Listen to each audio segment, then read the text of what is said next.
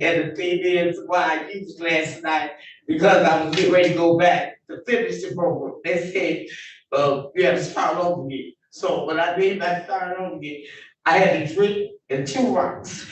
And I don't want to change. I know why. This is not me.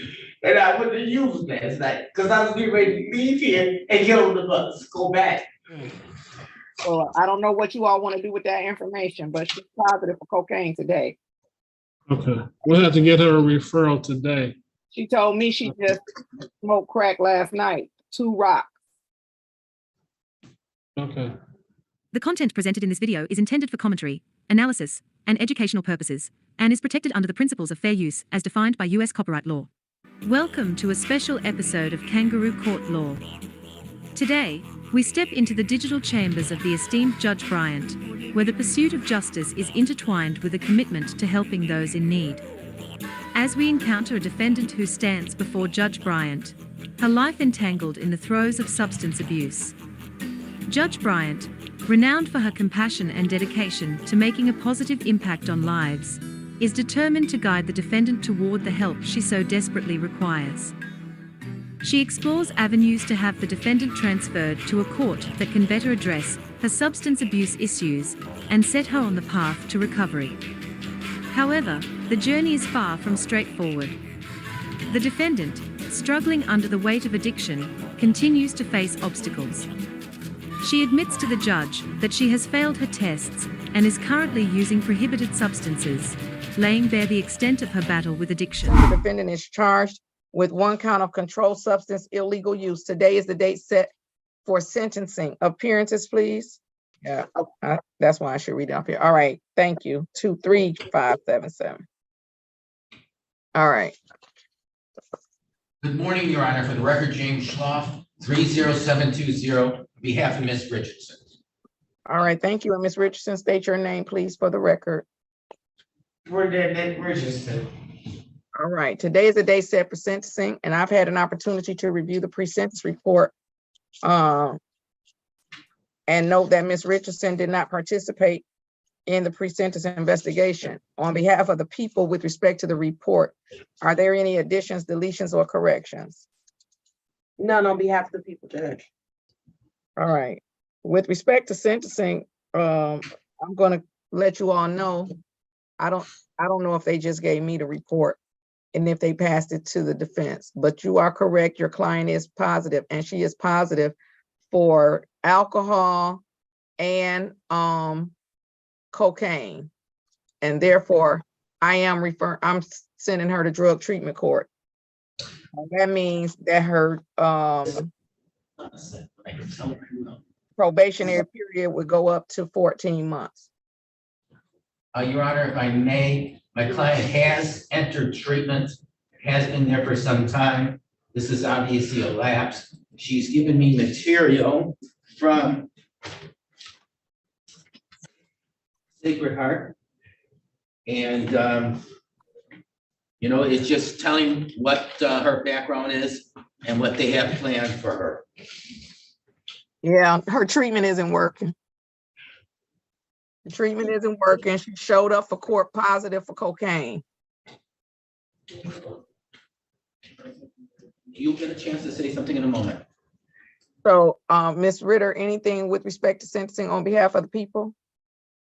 Judge, with respect to sentencing, the people does hear the court regarding referral to drug treatment court. And just for the record, Judge, I know that the plea agreement does say 12 months. The people did express to my other colleagues regarding the minimum term of probation when there's a referral for drug treatment court. But due to the positive testing for cocaine, Your Honor, I leave in discretion of the court for the referral to drug treatment court. So we have no objection to that, Your Honor. All right. And counsel, on behalf of your client, anything further with respect to sentencing? Well, just that I've talked to my client about this in the past. She has assured me that she will enter treatment in the past. She has, and I would ask the court to take that into consideration. I think she could be monitored very well through. Hold on. I'm sorry. Hold on.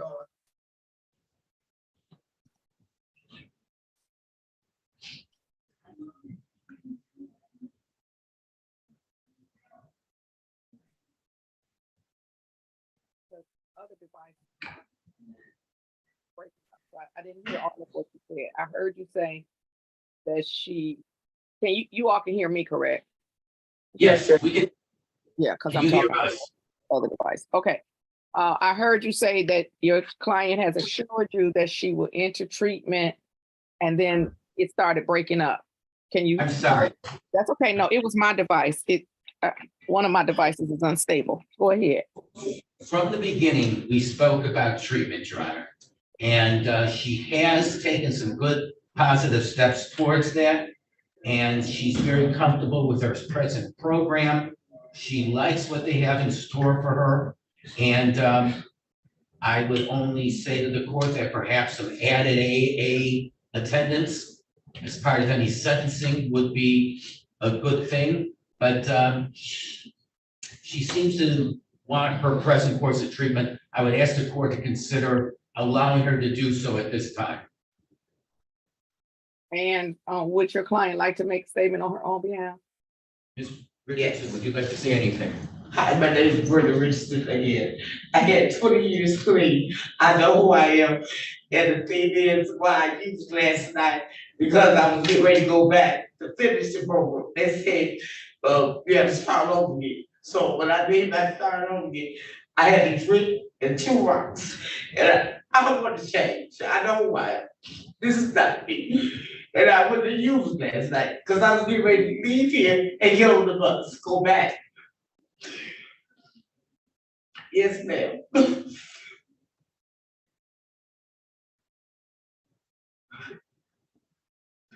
Anything else? No, ma'am. Thank you. You're welcome. All right, the court is going to have Ms.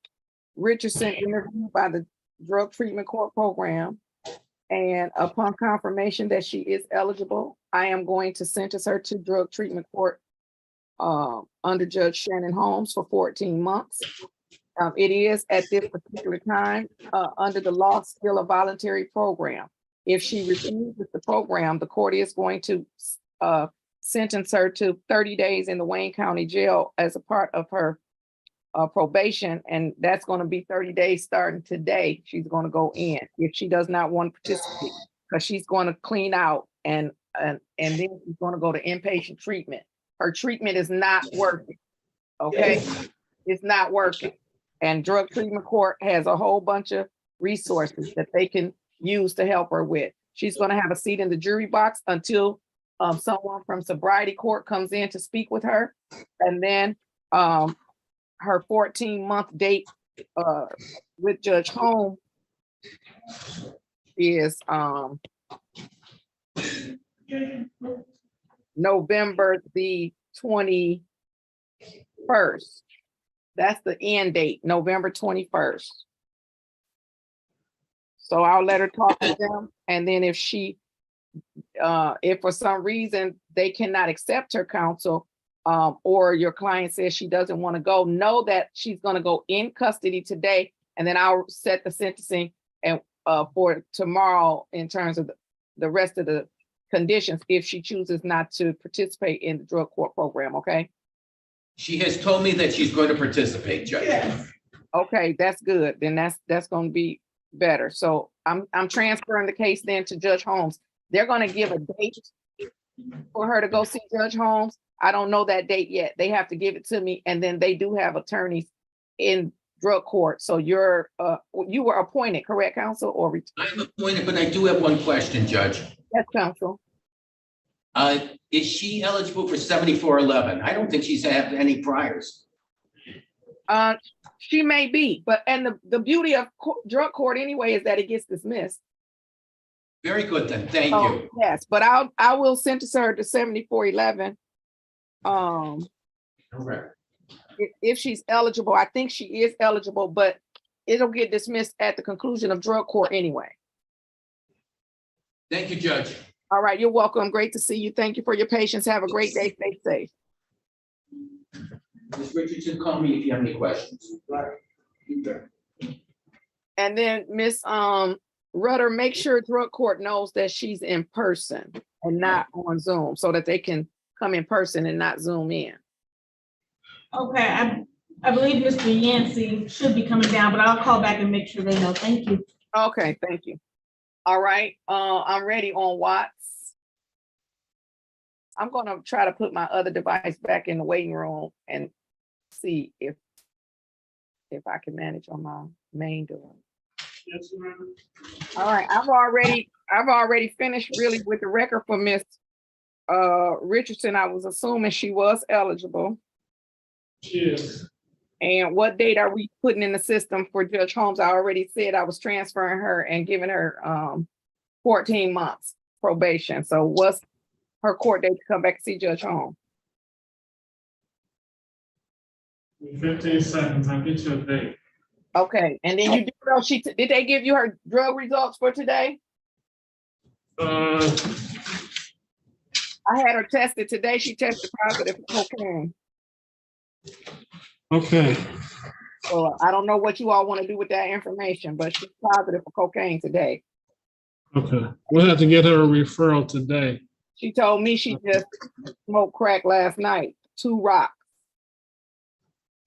Okay. Oh, that might need to be something more urgent.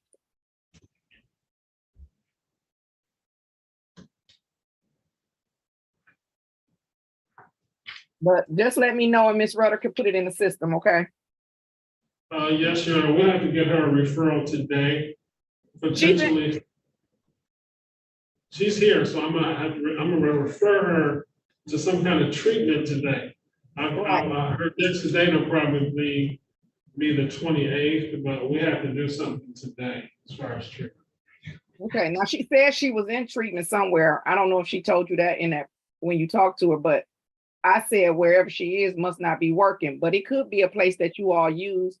But I don't know. I'm gonna leave it completely up to you all. I'm transferring her to Judge Holmes, and then I think she needs something done today because she's smoking crack.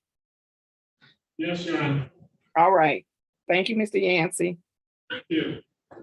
All right, Mr. Bird, are you ready on Matt Gilmer? Yes, I am, Your Honor. Okay. All comments, viewpoints, interpretations, and insights expressed in this video are for education and entertainment purposes. All individuals featured in the video are to be presumed innocent until proven guilty in a court of law.